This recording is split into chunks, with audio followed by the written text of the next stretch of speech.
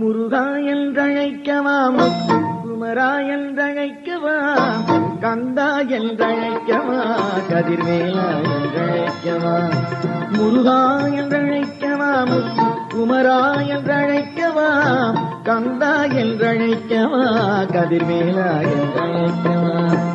எப்படி அழைப்பேன் உன்னை எங்கே காண்பேன், எப்படி அழைப்பேன் உன்னை எங்கே காண்பேன்.